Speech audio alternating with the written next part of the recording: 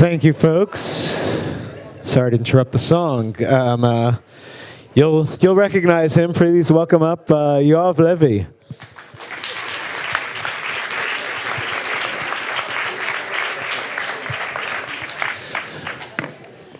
Yoav, thank you so much for being here. Thank you, guys. Thank you for having me. You took the money. The corruption all started here. There's a lot to talk about with this film, of course, and I'm sure we'll get into a lot of different areas. But first of all, just tell me about the process of the making of the film. As far as why tell this story? Why was it important for you all to work on the story and tell this story at this time? Well, the reason I believe is very simple for Eliran Malka, the director, which he is a Sephardic religious Jew, to tell the story of Shas, because I think Shas today is one of the most infamous forces in Israel politics. Well, they brought him on themselves. We know half of the people, half of this crew that you see in the movie finished up locked in jail in maybe 3 or 4 years after the elections for the Knesset. I don't want to name names, but all these 3 characters are based on real people. Yaakov Cohen is real, and Igal Vaknin is real, and the Rabbi Moshe is real. I don't want to name the real names, but if you Google it, you can find it easily. Who are those people? By the way, the character that I played, Igal Vaknin, is the only one who survived 25 years in the Knesset in a row. Like four seats, I think. 4 or 5 seats. And it was important to Eliran, and obviously we agreed with him, to make this movie so people will understand that the beginning of this movement, and I say movement intentionally because it was not a party, it was not a political party, it was a movement at the beginning, and the birth of this movement was an outcome of a real need and real, how do you say, mitzuka? Desperation? Yeah, a real desperation. And what happened with this movement at the down the road was tragic, and we can see the roots of this tragedy and this at the end of this movie. That's why it was so important for Eliran to make this movie and for us to participate in. Politics, as I see it, it's a poisonous snake, and it can kill anybody. Anybody. No matter how you walk in, there's only one way to walk out. Almost, there's few. You can count them, I don't know. I'm trying to think about one Israeli politician that walked in politics, and that nothing, absolutely nothing, even one single bad thing to say about him.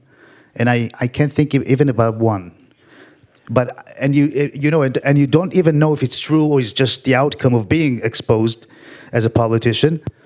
But it doesn't matter. It's such a poisonous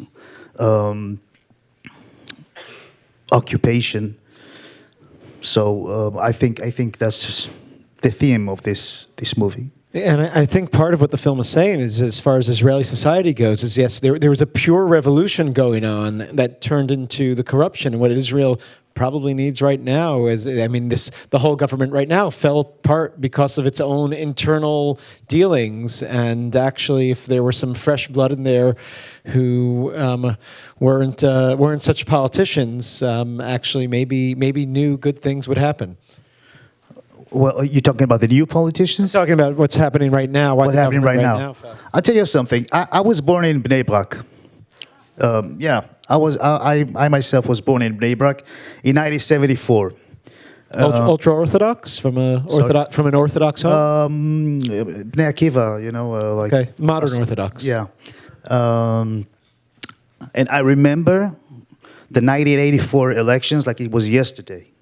I remember I grew up in Neighbor. When there were elections in Neighbor, there were always one sign on the walls, one posters, Gimel, Gimel, Gimel, Gimel, Gimel, Gimel. That's Aguda. Yeah, the guys from Moses guys. Moses is obviously, I forgot his name. I remember in the beginning. When we continue, I'll get it back. Gimel was ruling Bnei It was their own domain. Nobody dared to compete with them. And I remember in 1984 when I saw one day everywhere, that's after the election to the Jerusalem City Hall, Shas, and I didn't know who are those guys. I didn't even know that they were Sephardic. I just know that someone is challenging the guys from Gimel. It was like there were riots in the streets. It was like a civil war. I remember it as a child. They were fighting each other and they were attacking each other's cars, and I think it started there. What we see today, what happened that this conflict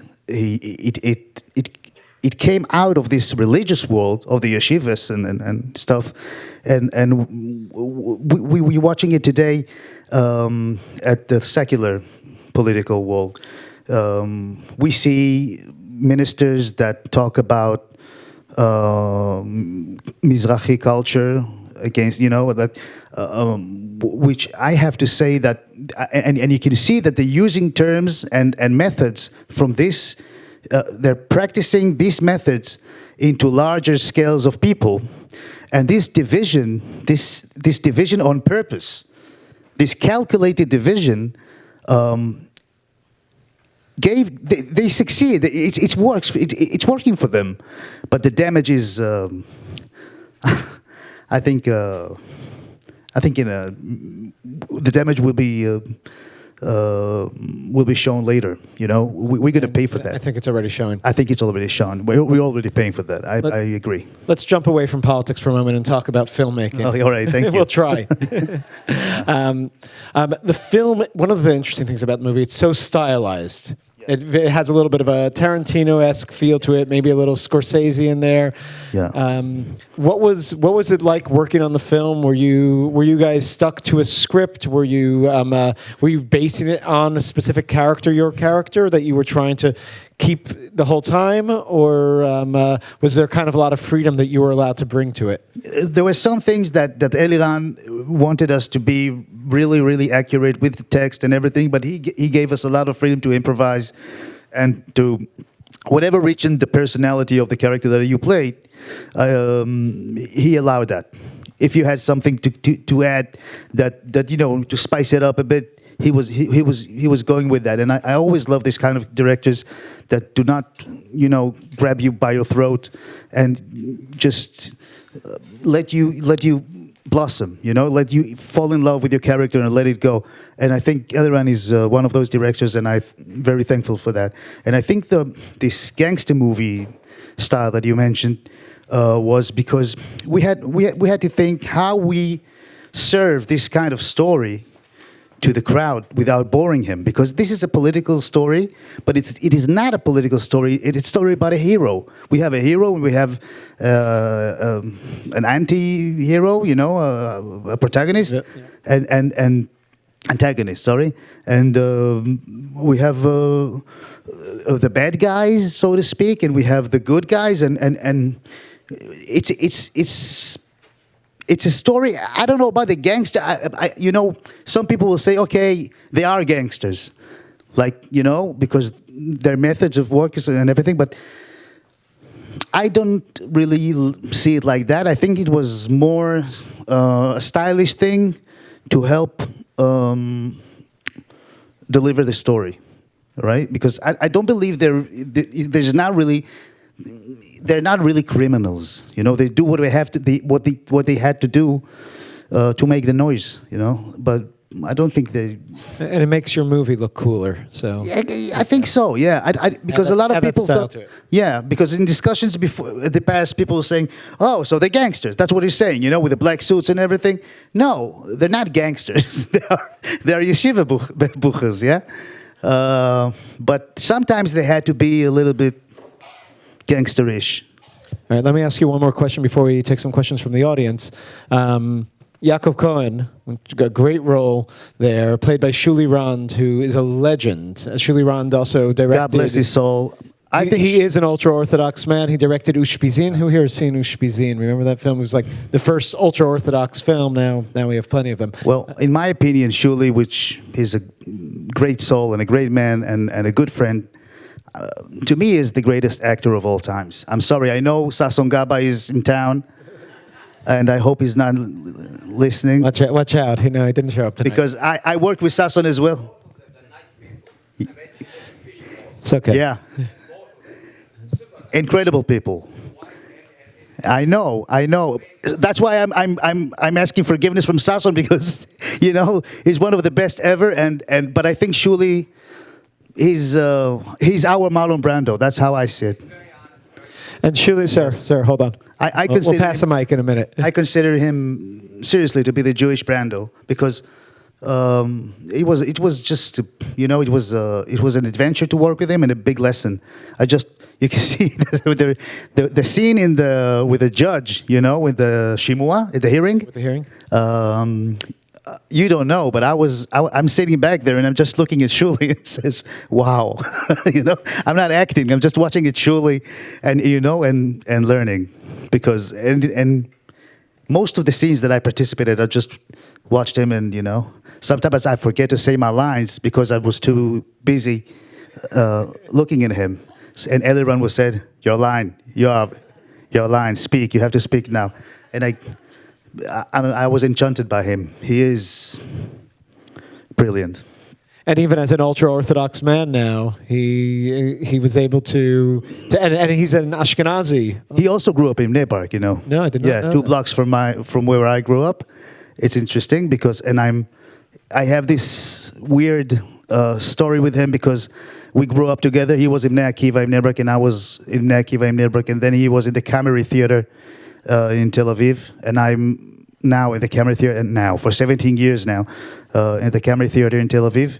And then we did this movie, and apparently he grew up with my cousins. We found that, it's a weird, I don't know how to call it. Maybe it's yeah. He would know. He would. Let's take a couple of questions from the audience. We have time. See, one here and one up there.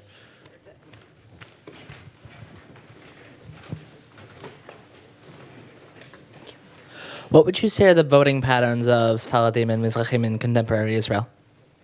What is what? Sorry. What are the voting patterns now of Sephardim? The voting patterns. Wow, it's very tricky. Shas is very, very. Yeah, exactly. They lost these 17 mandates that we saw here. It was when the Likud crashed. The Likud has something like 13, 14 mandates, 15 mandates, and half of the Likud voters voted for Shas.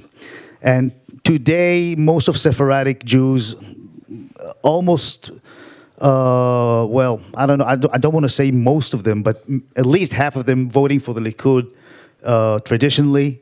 Some of them even more to the right. But there is, I think that there is a slow but surely disappointment from the Likud, and a lot of them are rethinking now.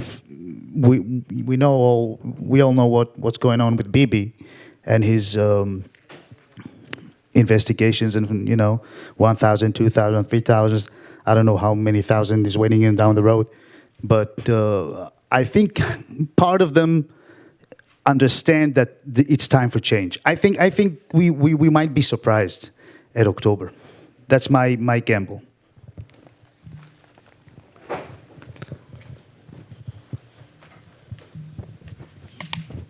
Thank you. Great film, a great performance. Thank you.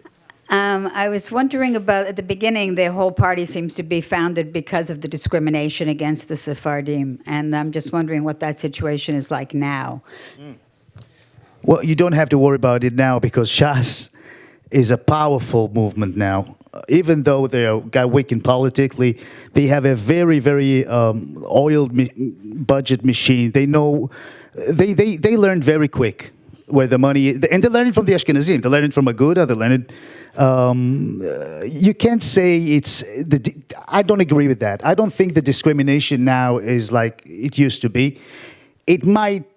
Well, I think at the peripheral areas like Netivot, Sderot, there is places in Israel till today which is discriminated in the south and the north, not in the center. But you cannot blame but the right-wing government that sits for the last 20 years, 30 years, I don't know. The Likud is Ehud Barak was prime minister for a while, and then Olmert. But Yeah, I think that was the last election. that's the last election, and Olmert for 4 years maybe.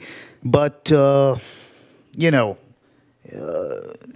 Likud is in charge for at least 25 years now, I think, and they the one to blame, nobody else. So if the Likud doesn't take care about their voters in the south and the north, I don't know. I don't see anybody else that should pay the check, because this discrimination, what we see in this movie, as far as I concern or understand, is no longer exist, because Shas is a very, very powerful movement still today.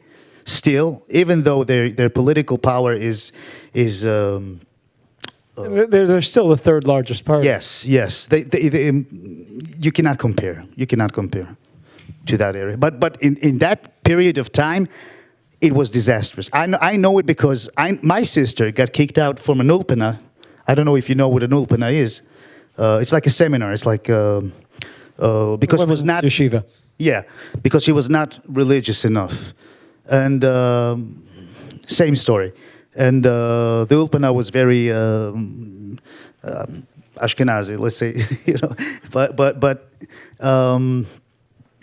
I think things today are very, very way more balanced, way more balanced. That's promising. Thank you. It's a fantastic movie. I'm putting two questions here. What's the reaction, or do you expect the reaction to be in Israel by the Sephardic community to the movie? And did it all really start with the printing company? The Sephardic community obviously loved the movie. Some of them didn't like the way they were portrayed, but I think they understand we're talking about a certain period of time in our history. So the surprising response was by the Ashkenazim. I think it's the first. A lot of Ashkenazim told me it's the secular Ashkenazim, not even religious. They told me it's the first time we saw Shas, those people that we used to see as corrupted, and we all know Derry, Shlomo Dayan, one of the people that Ben Ezri, they're all been to jail. This is the name I'm saying is Shas Knesset members that were convicted. And they said it's the first time we see these guys, and we were for them. We liked them. We wanted to join Shas. We wanted to, And I think that's the main accomplishment of this movie. So the secular population in Israel looked at this movement and understood where it came from, and we became much more forgiving, I think, in a way. We have time for one last question up there. Hi. It was very entertaining too, which is important, I think. Yeah, thank you. But what I wanted to ask is, what was the approach of the director in terms of talking to you, in terms of telling the story, in relationship between reality, the facts, the history, and really trying to make people who come off the page and become characters and have their own life, and the elements of fiction that needs to work in order for us to identify with people, to believe in them? Yeah, well, the main, if I reduce it to main, a director I don't know, instruction. Because the movie is full of pathos, you know, every second monologue here is like an election, you know, speech. He always told us, keep it simple. Keep it simple. They are simple people. Even when they talk big, they do it very simple. They're not. Don't be too much, you know. Only one guy could be using pathos, and that's Rabbi Toledano, that's his forte. You know, this is his profession. But the main idea was to keep it very, very like a neighborhood tale, like Scorsese. You know, to keep it. There are very, very simple people, very small people doing something big. They don't know even how big is this thing they do. And again, it's very important for me to emphasize that this story is real. It says in the beginning based on a true story because we didn't want anyone to sue us.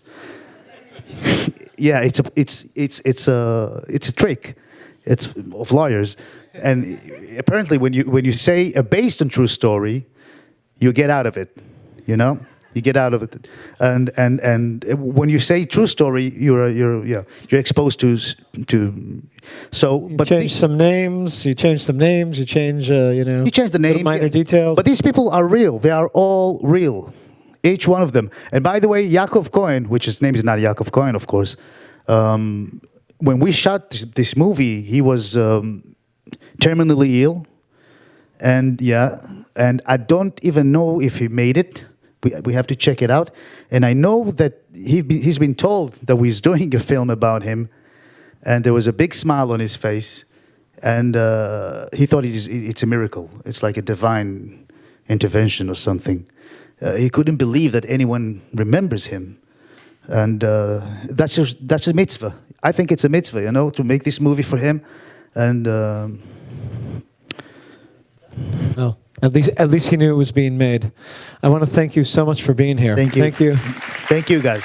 Thank you. Thank you for your election predictions and for taking on the politics. Folks, we're here all week. Help spread the word and join us tomorrow night for more. Thank you very much.